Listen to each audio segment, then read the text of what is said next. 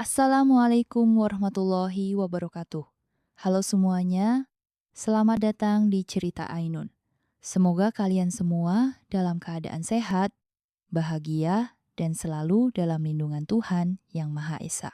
Bayangkan jika hidupmu tiba-tiba berubah karena sebuah perjanjian yang tak pernah kau inginkan. Seorang gadis muda yang harus menikah demi menyelamatkan keluarganya, seorang pria kaya yang terjebak dalam luka masa lalu, dan sebuah takdir yang perlahan menyatukan hati mereka. Apakah cinta bisa tumbuh dalam keterpaksaan? Apakah kebahagiaan bisa ditemukan di tengah keterikatan? Ini bukan hanya kisah tentang pengorbanan, tetapi juga tentang cinta sejati yang datang dalam cara yang tak terduga. Inilah perjalanan mengharukan Alia dan Rendra, sebuah kisah yang akan menyentuh hati kalian. Jangan lupa like, komen, dan subscribe ya. Dan jangan lupa juga nyalakan lonceng notifikasi biar nggak ketinggalan kisah-kisah menarik lainnya. Malam itu rumah sederhana Alia terasa lebih sunyi dari biasanya. Lampu temaram menerangi ruang tamu yang kecil, sementara ibunya duduk diam di kursi kayu dengan wajah penuh beban. Alia baru saja pulang kerja, meletakkan tasnya dengan lelah di atas meja, lalu mendekati ibunya yang tampak gelisah. "Ibu, ada apa?" tanyanya pelan. Bu Sari tidak langsung menjawab. Tangannya saling meremas, napasnya terdengar berat. Alia duduk di sampingnya, mencoba menangkap ekspresi di wajah wanita itu. "Ibu." Alia menggenggam tangan ibunya yang terasa dingin. "Kenapa diam saja? Apa ada yang terjadi?" Bu Sari menarik napas dalam, seolah mengumpulkan keberanian sebelum akhirnya berkata, "Hutang kita, Alia, bunganya semakin besar. Ibu sudah berusaha, tapi tidak cukup. Penagih datang lagi tadi siang." Alia terdiam sejenak, berusaha mencerna kata-kata ibunya.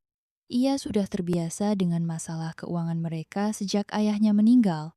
Tapi kali ini, nada suara ibunya terdengar lebih putus asa dari sebelumnya. "Aku bisa cari pekerjaan tambahan," kata Alia mencoba berpikir jernih. "Aku bisa cari cara lain, kita pasti bisa." "Tidak cukup, Nek." Suara Bu Sari melemah. Alia mengerutkan kening. Ada sesuatu yang belum dikatakan ibunya. Sesuatu yang lebih buruk. "Ibu, ada apa?" Bu Sari menggigit bibirnya, ragu-ragu sebelum akhirnya berbisik. "Pak Rendra datang tadi siang." Nama itu membuat Alia langsung menegang. "Pak Rendra," ulangnya, memastikan. "Maksud ibu, pemilik toko tempat ibu bekerja itu?" Bu Sari mengangguk pelan.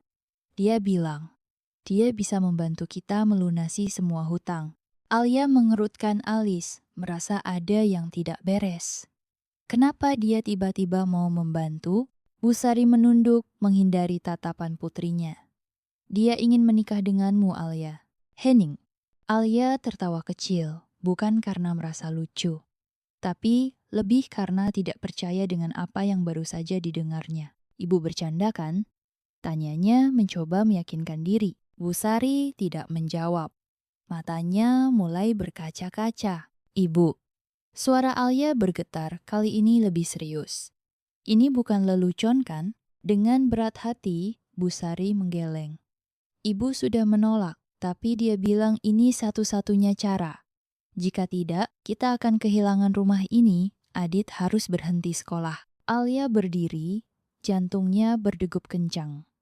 "Jadi, ibu ingin aku menikah dengan pria tua itu hanya karena kita punya hutang?"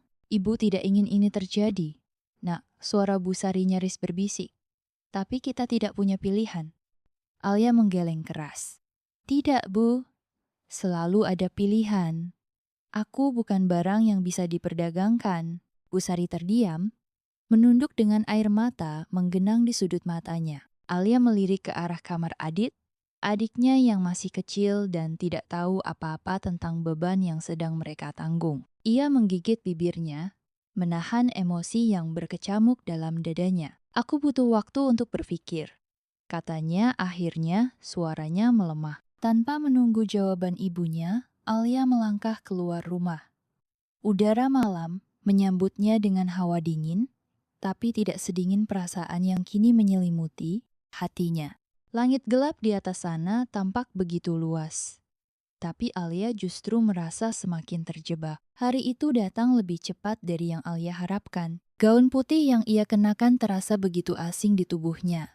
Seharusnya, pernikahan adalah momen bahagia, penuh cinta dan harapan. Tapi bagi Alia, ini terasa seperti belenggu yang mengikatnya erat. Di hadapannya, pria yang kini menjadi suaminya, Rendra, berdiri dengan ekspresi datar. Tak ada binar kebahagiaan di matanya, seolah ini hanya urusan bisnis. Dan memang, bagi pria berusia hampir 50 tahun itu, pernikahan ini tidak lebih dari sebuah perjanjian. Alia menunduk, hatinya terasa kosong. Saat penghulu mengucapkan doa terakhir, tamu-tamu bertepuk tangan. Ibunya tersenyum penuh haru, meski Alia tahu, di balik itu ada perasaan bersalah yang tak bisa dihapus begitu saja. Adiknya Adit menatapnya dengan wajah bingung.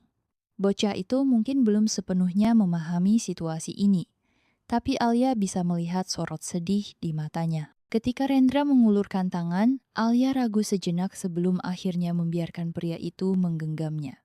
Sentuhan dingin. Tanpa rasa, setelah acara selesai, Alia duduk diam di depan cermin besar di ruang rias. Wajahnya masih dipoles riasan, tapi tatapannya kosong. Pintu terbuka, memperlihatkan Rendra yang melangkah masuk dengan sikap tenang. Pria itu melepas jasnya dan menatap Alia melalui pantulan cermin. Mulai sekarang kau adalah istriku, katanya datar. Alia mengangkat kepalanya, menatap Rendra melalui bayangan di cermin. Istri di atas kertas, jawabnya pelan. Rendra mendekat, ekspresinya tak terbaca. Aku sudah menepati janjiku. Hutang keluargamu lunas. Sekarang giliranmu menepati bagianmu. Alia menelan ludah. Bukan karena takut, tapi lebih karena pahitnya kenyataan yang harus ia terima. Dan apa bagianmu dalam perjanjian ini? Tanyanya, suaranya mengandung nada perlawanan. Rendra tersenyum tipis, tapi bukan senyuman yang hangat. Jangan bertanya terlalu banyak, Alia. Jalani saja. Alia mengepalkan tangannya. Apa aku hanya istri di atas kertas? Atau kau mengharapkan sesuatu dariku? Pria itu tidak langsung menjawab. Ia menatap Alia dengan pandangan yang sulit diartikan. Aku tidak butuh istri yang rewel, katanya akhirnya. Cukup jalankan peranmu, dan jangan pernah berpikir untuk melawan atau kabur. Alia tertawa sinis, matanya mulai berkaca-kaca. Aku tidak akan kabur.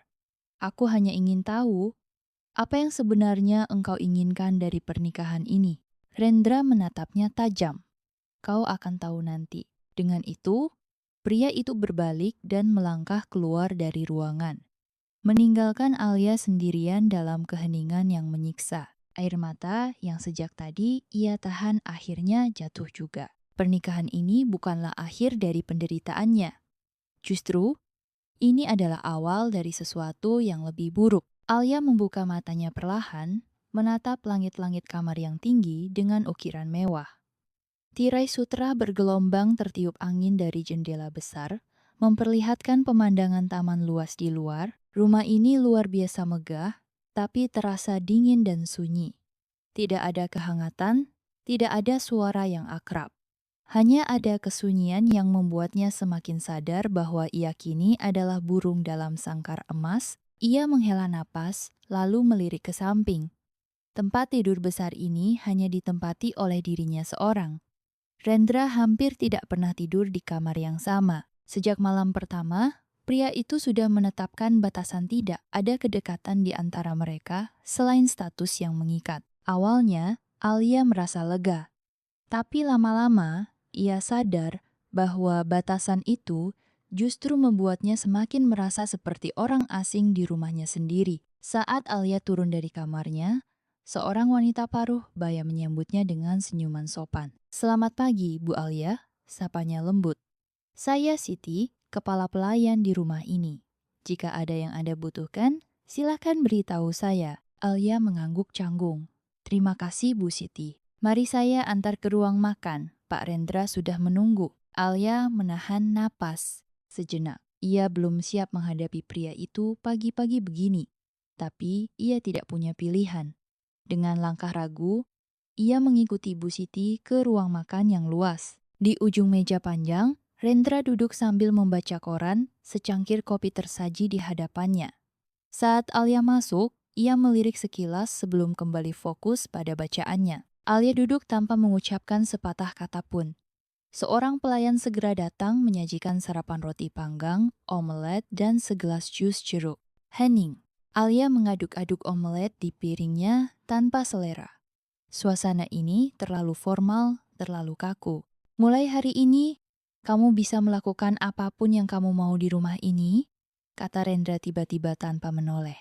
Tapi jangan membuat masalah. Alia mendongak, menatapnya tajam. Aku bahkan tidak tahu apa yang harus kulakukan di sini. Jangan keluar rumah tanpa izinku, lanjut Rendra, mengabaikan keluhan Alia. Dan jika ada yang perlu kamu butuhkan, katakan pada Bu Siti. Alia mengepalkan tangannya di bawah meja. Jadi, aku hanya boleh berdiam diri di sini, seperti tahanan. Rendra menutup korannya, akhirnya menatap Alia dengan ekspresi datar. Aku sudah memenuhi bagianku dalam perjanjian ini. Sekarang giliranmu untuk menyesuaikan diri. Alia menggeleng kecil, tertawa hambar. Kau benar-benar tidak peduli ya. Rendra meletakkan cangkir kopinya. Aku tidak menikahimu karena cinta, Alia. Jadi jangan berharap lebih. Ucapan itu membuat dada Alia terasa sesak meskipun ia sudah tahu sejak awal bahwa pernikahan ini hanyalah transaksi. Aku tidak pernah berharap. Jawabnya lirih. Rendra tidak menjawab lagi. Ia hanya berdiri, merapikan jasnya, lalu melangkah pergi meninggalkan Alia sendirian di meja makan yang luas. Alia menatap piringnya, tapi ia tidak lagi merasa lapar. Hari-hari berikutnya berlalu tanpa perubahan. Alia mencoba membiasakan diri tinggal di rumah besar itu, tapi tetap saja ia merasa seperti orang asing. Para pelayan sangat sopan dan selalu siap membantu, tapi tidak ada satupun dari mereka yang berani bersikap terlalu akrab dengannya. Bahkan saat ia mencoba berbicara dengan Bu Siti, wanita itu tetap menjaga jarak dengan hormat. Bu Siti, sudah berapa lama Anda bekerja di sini? Tanya Alia suatu sore, saat mereka berada di dapur. Sudah hampir 15 tahun, Bu, jawab Bu Siti sambil tersenyum. Apa Rendra selalu seperti ini? Bu Siti terdiam sejenak, lalu berkata hati-hati. Pak Rendra orangnya tegas, Bu, tapi beliau juga baik, hanya saja sulit untuk didekati. Alia mendesah. Aku bisa melihat itu. Ia berjalan keluar ke taman, mencoba menikmati udara segar. Tapi bahkan di tengah keindahan bunga-bunga yang tertata rapi, ia tetap merasa terjebak. Dulu, ia selalu membayangkan hidup bebas, mengejar impiannya, bekerja keras untuk membangun masa depan sendiri. Tapi sekarang, ia hanya istri dari pria yang bahkan tidak menganggapnya penting. Dan lebih buruknya lagi, ia tidak tahu sampai kapan harus bertahan dalam pernikahan ini. Malam itu, hujan turun deras, menghantam jendela kamar Alia dengan suara yang menggema di dalam rumah besar nan sunyi itu. Ia berdiri di balkon, membiarkan angin malam menyentuh wajahnya. Pikirannya melayang, mengingat hidupnya sebelum semua ini terjadi sebelum pernikahan yang terasa seperti belenggu. Namun, saat ia hendak kembali ke kamar, suara pintu terbanting di lantai bawah membuatnya terhenti. Alia mengerutkan kening. Ia melangkah keluar dari kamarnya, menuruni tangga dengan hati-hati. Dari sela tangga, ia bisa melihat Rendra berdiri di dekat pintu. Jasnya basah oleh hujan. Ia terlihat lelah dan ada botol minuman di atas meja. Alia belum pernah melihatnya seperti ini sebelumnya kusut, kehilangan kendali. Tanpa pikir panjang, ia melangkah mendekat. Pak Rendra, pria itu tidak langsung menoleh. Ia hanya menghela napas panjang sebelum akhirnya berkata, "Kau seharusnya tidur." Alia mengabaikan kata-katanya dan malah duduk di sofa di seberangnya. Apa yang terjadi? Rendra tertawa kecil, tapi bukan tawa yang menyenangkan. Kenapa engkau peduli? Alia menatapnya lama. Karena aku tinggal di rumah ini. Dan karena engkau suamiku, setidaknya di atas kertas. Rendra meneguk minumannya, lalu menatap kosong ke arah hujan di luar. Hari ini, hari ulang tahun pernikahanku yang lama, ucapnya tiba-tiba. Alia terdiam. 10 tahun lalu, Aku menikahi seorang wanita bernama Laras. Lanjutnya, suaranya terdengar lebih berat. Kami bahagia, setidaknya untuk sementara waktu. Alia menelan ludah. Ia tidak menyangka akan mendengar hal seperti ini dari Rendra. Apa yang terjadi padanya? Tanyanya hati-hati. Rendra tersenyum kecil, tapi ada kepedihan di baliknya. Laras dan anak kami meninggal dalam kecelakaan mobil. Jantung Alia seakan berhenti berdetak. Kecelakaan? Ulangnya pelan. Rendra mengangguk, matanya tampak jauh. Aku seharusnya ada di sana, mengemudi. Tapi hari itu, aku sibuk dengan pekerjaan dan menyuruh sopir untuk mengantar mereka. Ia menghela napas berat, meneguk minumannya lagi. Mobil mereka ditabrak truk di jalan tol. Aku hanya mendapat telepon, lalu tiba di rumah sakit untuk menemukan. Mereka sudah pergi. Alia merasakan ada sesuatu yang menusuk dadanya. Ia tidak bisa membayangkan betapa hancurnya Rendra saat itu. Itu sebabnya engkau berubah, gumamnya. Rendra tertawa pahit. Aku tidak berubah. Aku hanya kehilangan alasan untuk peduli. Alia menatapnya lama. Baru sekarang ia mengerti mengapa Rendra begitu dingin, begitu tertutup. Ia bukan hanya pria yang keras, tapi juga seseorang yang penuh dengan luka yang belum sembuh. Kau menyalahkan dirimu sendiri, kata Alia akhirnya. Rendra mendongak menatapnya tajam. Bukankah memang salahku? Alia menggeleng pelan. Tidak ada yang tahu apa yang akan terjadi, Rendra. Laras pasti tidak ingin kau hidup seperti ini terjebak dalam rasa bersalah yang tidak ada akhirnya. Pria itu tidak menjawab. Ia hanya menatap hujan dengan pandangan kosong. Alia menghela napas dan berdiri. Ia tidak tahu apakah kata-katanya bisa sedikit mengubah sesuatu dalam diri pria itu, tapi setidaknya ia ingin mencoba. Saat ia hendak kembali ke kamarnya, suara Rendra menghentikannya. Alia, ia menoleh. Rendra masih menatap keluar, tapi suaranya lebih lembut dari biasanya. Terima kasih karena sudah mendengarkan. Alia tersenyum kecil. Kapanpun kau butuh seseorang untuk mendengar, aku ada di sini. Lalu, ia pergi meninggalkan pria itu dalam kesendiriannya. Untuk pertama kalinya sejak pernikahan mereka, Alia merasa bahwa mungkin, di balik semua kebekuan itu, ada seseorang yang hanya butuh waktu untuk kembali menemukan dirinya. Alia berdiri di depan jendela besar kamarnya, menatap gerbang besi tinggi yang membatasi rumah megah ini dari dunia luar. Setiap pagi, ia menyaksikan mobil-mobil berlalu lalang di jalanan, mengingatkannya pada hidupnya yang dulu sederhana, bebas, tanpa aturan yang mengekangnya. Sekarang, semua itu hanya kenangan. Setiap langkahnya diawasi, setiap geraknya dibatasi. Ia tidak bisa keluar tanpa izin. Bahkan sekadar berjalan ke taman belakang pun, ia merasa seperti tahanan di rumahnya sendiri. Hatinya semakin memberontak, tapi ia tahu ia tidak punya pilihan. Alia menuruni tangga menuju ruang makan. Seperti biasa, rumah ini sunyi. Para pelayan sibuk dengan tugas masing-masing, tapi tidak ada yang berani bersikap akrab dengannya. Begitu ia duduk, seorang pelayan segera menuangkan teh ke dalam cangkirnya. Baru saja ia hendak menikmati sarapannya, suara Rendra yang berat terdengar dari arah pintu. Ada rencana hari ini? Tanyanya tanpa basa-basi. Alia mendongak, menatap pria itu yang kini sudah duduk di hadapannya. Aku ingin keluar, jawabnya langsung. Rendra mengangkat alis. Kemana? Aku hanya ingin berjalan-jalan, pergi keluar sebentar, menghirup udara bebas. Pria itu menyandarkan tubuhnya ke kursi, menatapnya lama. Kau tidak perlu keluar. Apapun yang kau butuhkan bisa kau minta pada Bu Siti. Alia mengepalkan tangannya di bawah meja. Rendra, aku bukan tahananmu, tapi engkau istriku. Istri, bukan boneka, balasnya tajam. Rendra menatapnya lebih dalam, sebelum akhirnya berkata dengan nada dingin, aku tidak melarangmu melakukan apapun di rumah ini. Tapi aku tidak ingin kau keluar sembarangan. Alia menggeleng, menahan napas agar tidak meledak. Kenapa? Apa kau takut aku kabur? Ini bukan soal kabur, jawab Rendra santai. Aku hanya tidak ingin kau melakukan sesuatu yang bisa membuat masalah. Membuat masalah? Alia tertawa sinis. Apa menurutmu aku akan melakukan sesuatu yang membahayakanmu? Rendra menaruh cangkir kopinya dengan tenang. Aku hanya tidak ingin ada gangguan dalam pernikahan kita. Alia berdiri, dorongan amarah dalam dirinya sudah tak bisa ditahan lagi.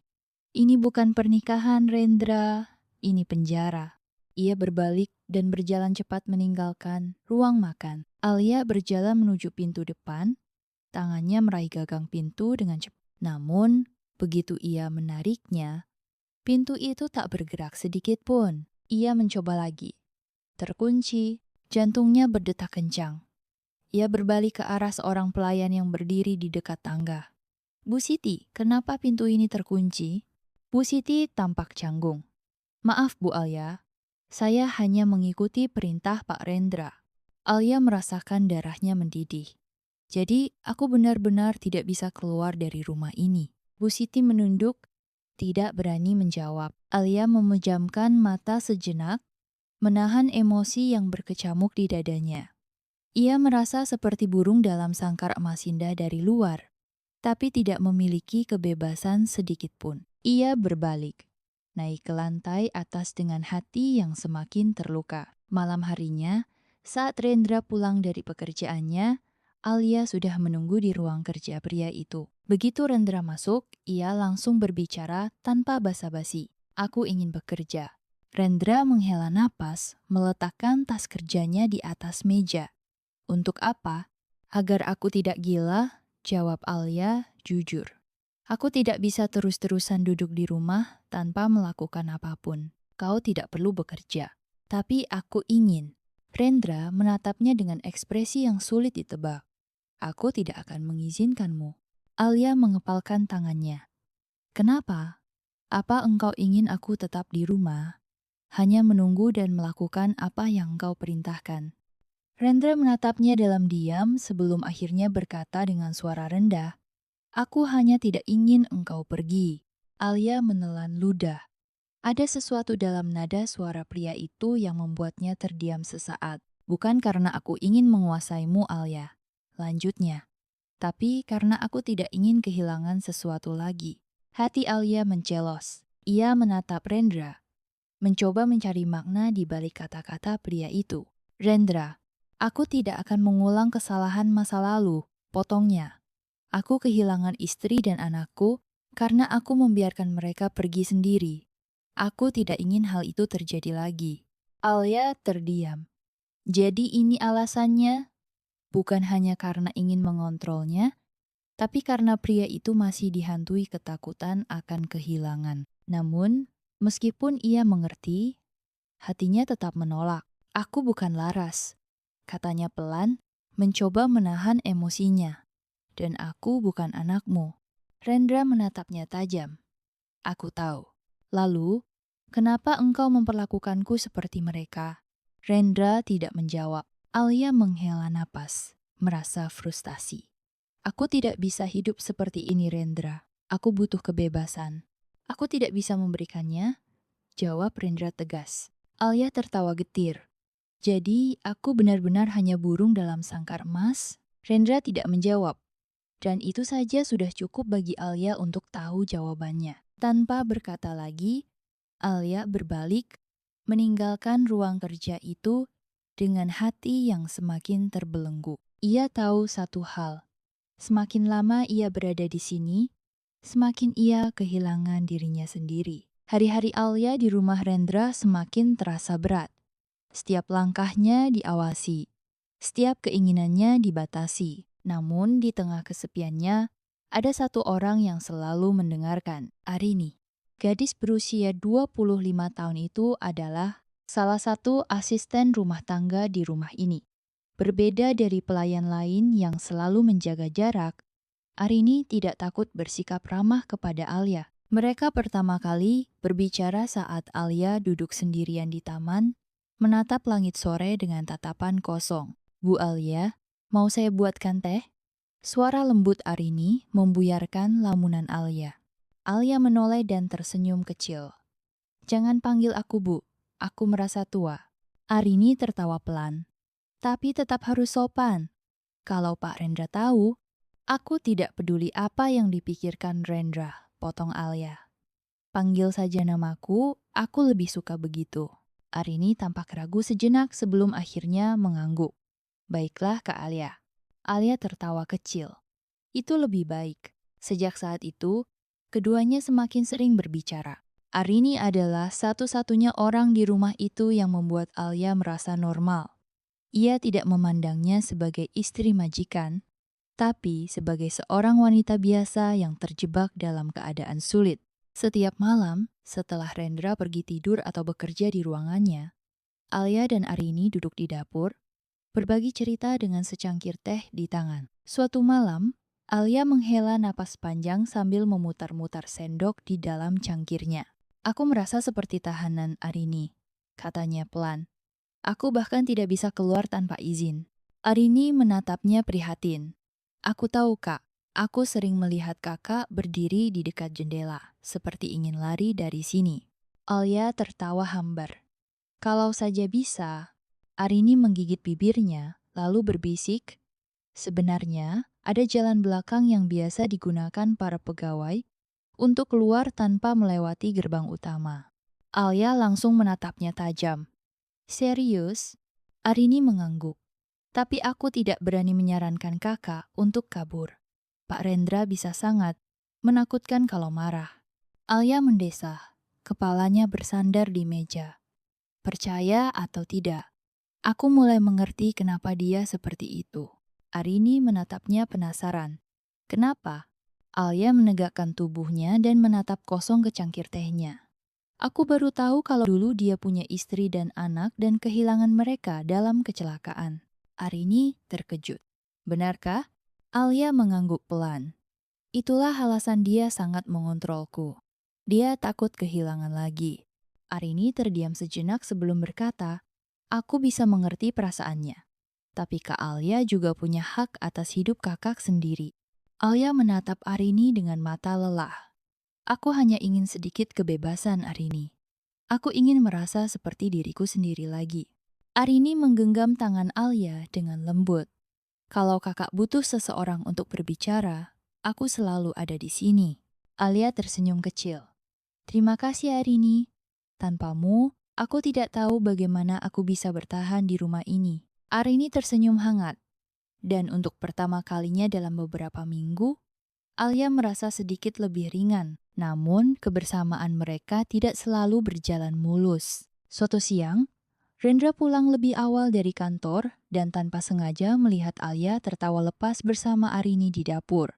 Ia berhenti di ambang pintu, menatap mereka dengan ekspresi sulit ditebak. Saat menyadari kehadirannya, Arini langsung berdiri gugup. Pak Rendra. Alia menoleh dan menghela napas. Kau pulang cepat. Rendra menatapnya tajam. Apa yang kalian bicarakan? Arini menunduk, tidak berani menjawab. Alia mendengus, melipat tangan di dada.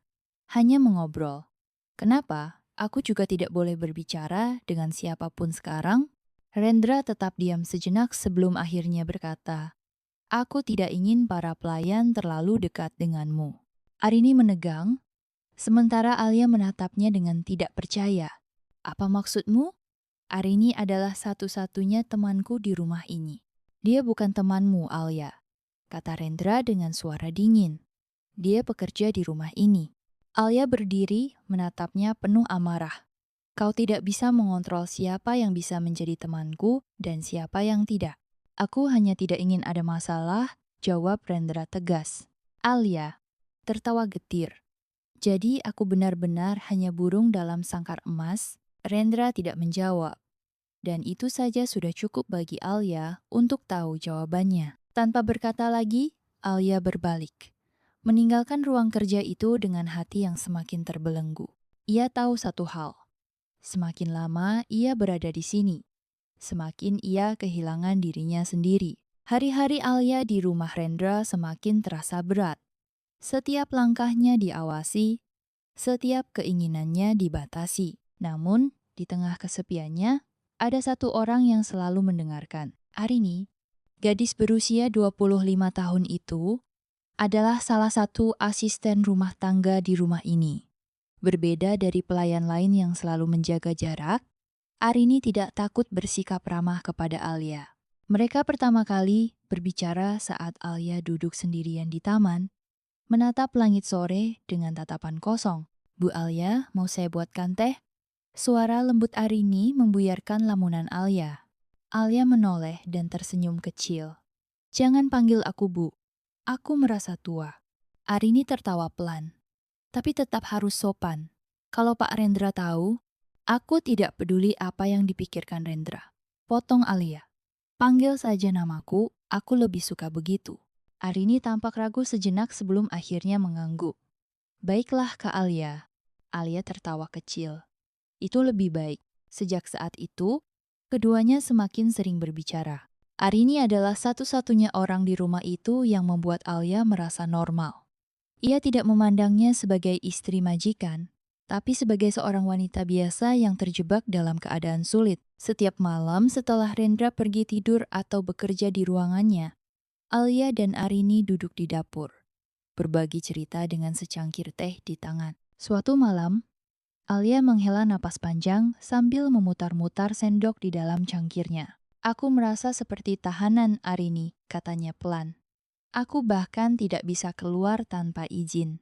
Arini menatapnya prihatin. Aku tahu Kak, aku sering melihat kakak berdiri di dekat jendela seperti ingin lari dari sini. Alia tertawa hambar. Kalau saja bisa. Arini menggigit bibirnya, lalu berbisik. Sebenarnya ada jalan belakang yang biasa digunakan para pegawai untuk keluar tanpa melewati gerbang utama. Alia langsung menatapnya tajam. Serius? Arini mengangguk. Tapi aku tidak berani menyarankan kakak untuk kabur. Pak Rendra bisa sangat menakutkan kalau marah. Alia mendesah, kepalanya bersandar di meja. Percaya atau tidak, aku mulai mengerti kenapa dia seperti itu. Arini menatapnya penasaran. Kenapa? Alia menegakkan tubuhnya dan menatap kosong ke cangkir tehnya. Aku baru tahu kalau dulu dia punya istri dan anak, dan kehilangan mereka dalam kecelakaan. Arini terkejut. Benarkah? Alia mengangguk pelan. Itulah alasan dia sangat mengontrolku. Dia takut kehilangan lagi. Arini terdiam sejenak sebelum berkata, aku bisa mengerti perasaannya, tapi Kak Alia juga punya hak atas hidup kakak sendiri. Alia menatap Arini dengan mata lelah. Aku hanya ingin sedikit kebebasan, Arini. Aku ingin merasa seperti diriku sendiri lagi. Arini menggenggam tangan Alia dengan lembut. Kalau kakak butuh seseorang untuk berbicara, aku selalu ada di sini. Alia tersenyum kecil. Terima kasih Arini. Tanpamu, aku tidak tahu bagaimana aku bisa bertahan di rumah ini. Arini tersenyum hangat. Dan untuk pertama kalinya dalam beberapa minggu, Alia merasa sedikit lebih ringan. Namun kebersamaan mereka tidak selalu berjalan mulus. Suatu siang, Rendra pulang lebih awal dari kantor. Dan tanpa sengaja melihat Alia, tertawa lepas bersama Arini di dapur. Ia berhenti di ambang pintu, menatap mereka dengan ekspresi sulit ditebak. Saat menyadari kehadirannya, Arini langsung berdiri gugup. Pak Rendra. Alia menoleh dan menghela napas. Kau pulang cepat. Rendra menatapnya tajam. Apa yang kalian bicarakan? Arini menunduk, tidak berani menjawab. Alia mendengus, melipat tangan di dada. Hanya mengobrol. Kenapa? Aku juga tidak boleh berbicara dengan siapapun sekarang. Rendra tetap diam sejenak sebelum akhirnya berkata, aku tidak ingin para pelayan terlalu dekat denganmu. Arini menegang, sementara Alia menatapnya dengan tidak percaya. Apa maksudmu? Arini adalah satu-satunya temanku di rumah ini. Dia bukan temanmu Alia, kata Rendra dengan suara dingin. Dia pekerja di rumah ini. Alia berdiri, menatapnya penuh amarah. Kau tidak bisa mengontrol siapa yang bisa menjadi temanku dan siapa yang tidak. Aku hanya tidak ingin ada masalah, jawab Rendra tegas. Alia menahan emosi yang berkecamuk di dadanya. Masalah apa? Fakta bahwa aku akhirnya punya seseorang untuk diajak bicara. Rendra tidak menjawab. Alia mendekati Arini dan menggenggam tangannya. Kalau engkau ingin memecat Arini hanya karena dia berbicara denganku, lakukan saja. Tapi itu hanya membuktikan satu hal, Rendra. Rendra menatapnya tajam. Apa? Alia tersenyum sinis. Bahwa engkau benar-benar takut kehilangan kendali atas segalanya, bahkan atas istrimu sendiri. Rendra diam. Tanpa berkata lagi, Alia menarik Arini keluar dari dapur. Mungkin Rendra bisa mengendalikan kemana ia pergi. Tapi ia tidak akan membiarkan pria itu mengontrol siapa yang boleh ia percayai. Dan saat ini, satu-satunya orang yang bisa ia percayai hanyalah Arini. Sejak pertengkaran mereka di dapur, ada sesuatu yang berubah dalam sikap Rendra. Ia masih dingin, masih sulit ditebak.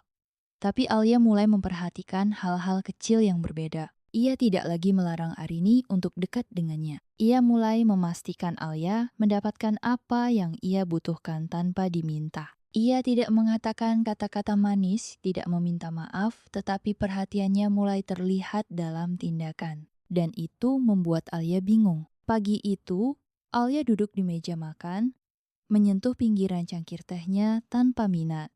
Sejak menikah dengan Rendra, selera makannya sering hilang. Tiba-tiba, seorang pelayan datang membawa sepiring kecil roti panggang dengan selai stroberi. Alia menatapnya heran. Aku tidak memesannya. Pelayan itu tersenyum canggung. Pak Rendra yang meminta kami menyiapkannya. Alia mengerutkan kening. Ia menoleh ke arah pria itu yang duduk di seberangnya, membaca koran seolah tidak peduli. Kenapa? Tanyanya akhirnya. Rendra tidak mengangkat wajahnya. Kau suka stroberi kan? Alia tertegun. Dia mengingat ia meraih garpu dan mengambil sedikit selai di ujung roti, mencicipinya dengan perasaan aneh yang tidak bisa ia jelaskan. Terima kasih, gumamnya pelan. Rendra tidak menanggapi, tetapi Alia bisa melihat bagaimana jarinya mengetuk meja dengan ritme pelan sesuatu yang ia lakukan saat merasa gugup. Sore itu, hujan turun dengan deras. Alia duduk di teras, menikmati suara tetesan air yang jatuh di atas dedaunan. Ia merapatkan syalnya, menggigil sedikit karena udara dingin. Lalu tiba-tiba, sebuah jaket tebal disampirkan ke bahunya. Alia menoleh kaget dan menemukan Rendra berdiri di sampingnya. Tangannya masih memegang ujung jaket itu. Kau akan sakit kalau duduk di sini terlalu lama, katanya datar. Alia mengerjap, merasakan kehangatan jaket itu di kulitnya. Aku baik-baik saja. Rendra menatapnya sejenak sebelum akhirnya duduk di kursi di sampingnya. Mereka diam, hanya mendengarkan suara hujan bersama. Alia menatap pria itu dari ekor matanya. Ada sesuatu yang melunak dalam ekspresi Rendra hari ini. Apa kau suka hujan? Tanyanya tiba-tiba. Rendra menghela napas. Dulu iya. Alia menunggu, berharap pria itu melanjutkan. Aku dan Laras sering duduk seperti ini. Lanjutnya akhirnya. Dia suka mendengarkan suara hujan. Alia mengangguk pelan. Ia bisa merasakan luka di balik kata-kata Rendra. Tapi sekarang, tanyanya hati-hati.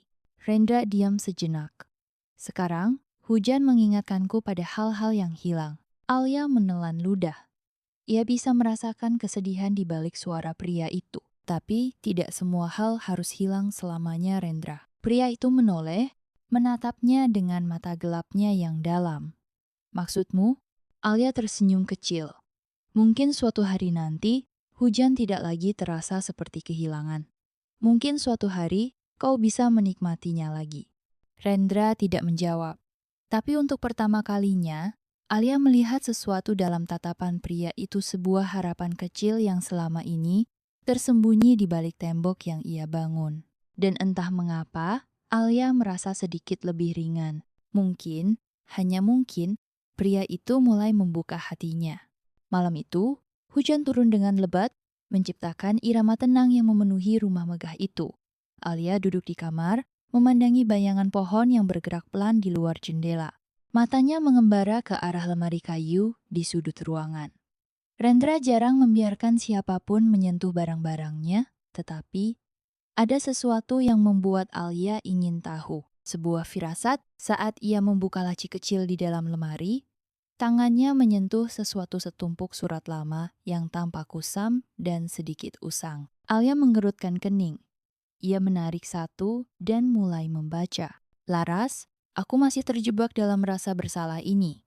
Setiap malam, aku mendengar suara tawa kalian, lalu semuanya berubah menjadi teriakan. Aku ingin percaya bahwa engkau dan Dava sudah tenang di sana, tapi aku tidak bisa berhenti menyalahkan diri sendiri. Jika saja aku tidak membiarkan kalian pergi hari itu. Alia menggigit bibirnya. Surat itu bukan sekadar kenangan, tapi juga jeritan hati yang selama ini terkunci di dalam diri Rendra. Matanya berpindah ke surat lainnya. Aku mencoba melanjutkan hidup, tapi setiap kali aku melihat dunia di sekitarku, aku hanya melihat kehampaan. Rumah ini bukan rumah tanpa kalian. Aku bukan lagi pria yang sama tanpa kalian.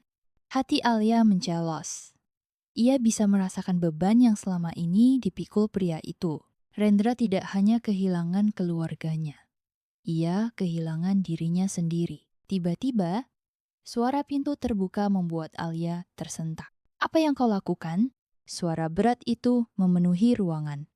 Alia mendongak dan menemukan Rendra berdiri di ambang pintu. Ekspresinya gelap. "Aku." Alia menatap surat di tangannya, lalu kembali menatap pria itu. "Aku tidak sengaja menemukannya." Wajah Rendra mengeras. Dalam sekejap, ia sudah berjalan mendekat, meraih surat-surat itu dari tangannya dengan kasar. "Jangan sentuh ini lagi," katanya dingin. Alia terdiam sejenak sebelum berkata pelan, "Kenapa engkau masih menyimpan semua ini kalau hanya membuatmu tersiksa?" Rendra menatapnya tajam. "Itu bukan urusanmu." Alia menghela napas. "Aku hanya ingin mengerti, Rendra." Mata pria itu berkilat. "Mengerti? Kau tidak akan pernah mengerti, Alia. Kau tidak tahu bagaimana rasanya kehilangan orang yang kau cintai dan harus hidup dengan rasa bersalah setiap hari." Suasana ruangan terasa semakin berat. Alia menelan ludah, tetapi ia tidak mundur. "Kalau memang begitu, kenapa engkau memilih mengurung diri dalam kesedihan? Kenapa engkau masih menggenggam sesuatu yang sudah pergi?" Rendra terdiam. Napasnya sedikit memburu, tangannya mengepal erat. Alia mendekatinya perlahan. "Aku tidak ingin menghakimimu, Rendra. Aku hanya ingin kau tahu, kau tidak harus menanggung semuanya sendirian." Rendra menutup matanya sejenak, seolah mencoba mengendalikan emosinya. "Pergilah, Alia," katanya akhirnya, suaranya melemah. "Tidak." Rendra menatapnya, jelas terkejut dengan jawabannya. "Aku tidak akan pergi," lanjut Alia. "Aku tahu aku bukan Laras, aku tidak bisa menggantikan mereka. Tapi aku di sini, Rendra." Tatapan pria itu melembut meskipun masih ada rasa sakit yang tertinggal di matanya. Alia tidak tahu apakah ia baru saja melangkah lebih jauh ke dalam hidup pria itu, atau justru memasuki tempat yang seharusnya tidak ia masuki. Tapi satu hal yang ia tahu, malam itu ia melihat Rendra bukan sebagai pria yang dingin dan otoriter, melainkan sebagai seseorang yang terluka dan tersesat. Dan untuk pertama kalinya, Alia benar-benar ingin membantunya keluar dari kegelapan itu. Sejak malam itu, sesuatu dalam diri Alia berubah. Dulu, ia hanya melihat Rendra sebagai pria dingin yang mengikatnya dalam pernikahan tanpa cinta. Tapi sekarang, ia melihat sesuatu yang berbeda: kesepian, luka, dan beban yang selama ini ditanggung sendirian. Perlahan, kebenciannya mulai luntur. Ia tidak tahu sejak kapan. Tetapi kini setiap kali melihat Rendra, hatinya tidak lagi dipenuhi amarah. Ada sesuatu yang lain, sesuatu yang tak pernah ia duga. Malam itu, Alia turun ke dapur untuk mengambil air.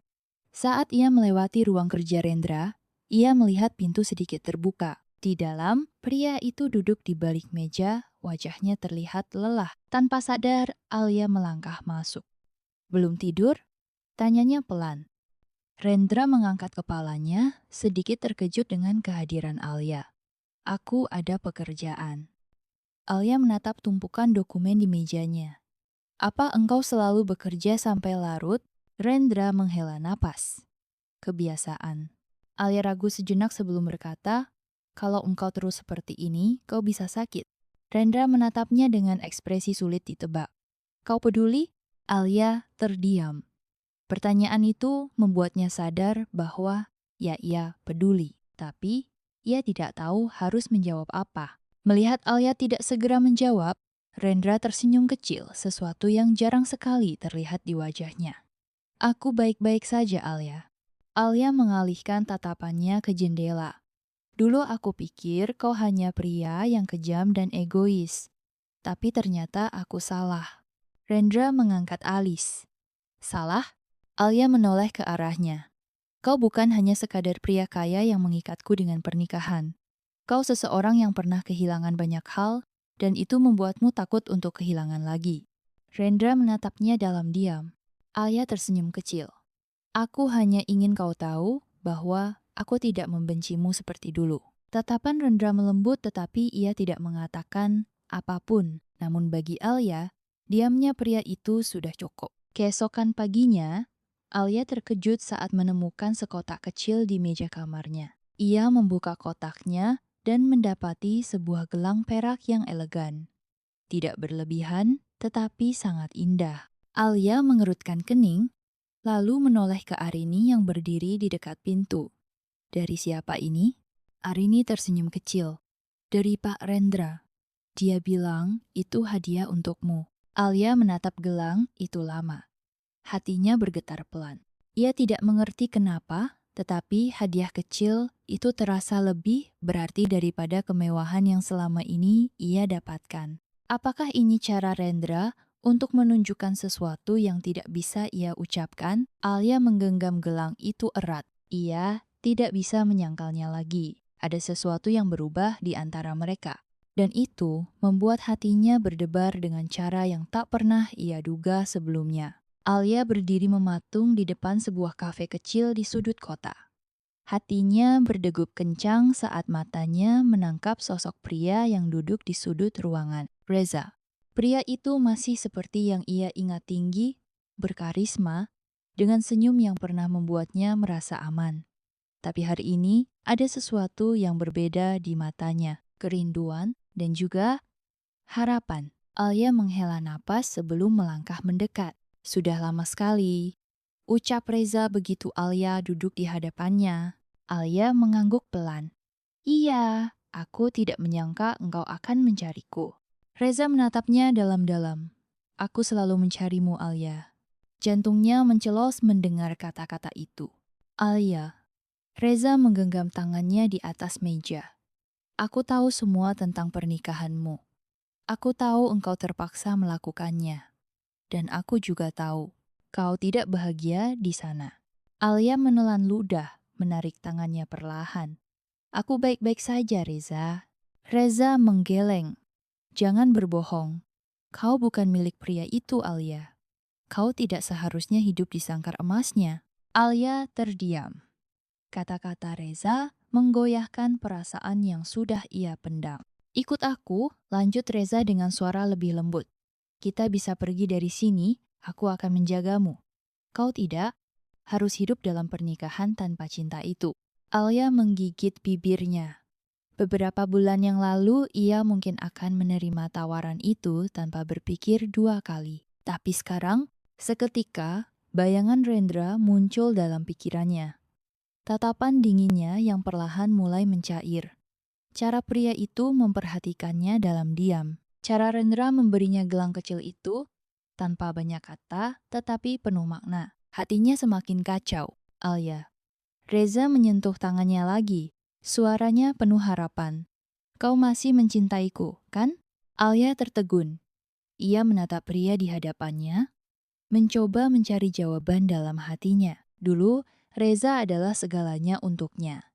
Tapi sekarang, apakah perasaannya masih sama? Atau apakah seseorang telah mengisi ruang di hatinya yang dulu? Ia pikir kosong. Aku. Alia membuka mulutnya, tapi tak ada kata yang keluar. Reza menatapnya dengan penuh harapan, menunggu jawabannya. Namun sebelum ia bisa menjawab, sebuah suara berat tiba-tiba terdengar di belakangnya. Alia, jantungnya mencelos. Ia mengenal suara itu. Perlahan, ia menoleh dan menemukan Rendra berdiri di ambang pintu kafe. Tatapannya gelap, rahangnya mengeras, dan yang paling membuat Alia tercekat matanya penuh dengan sesuatu yang selama ini tak pernah ia lihat. kecemburuan, dan mungkin ketakutan akan kehilangan.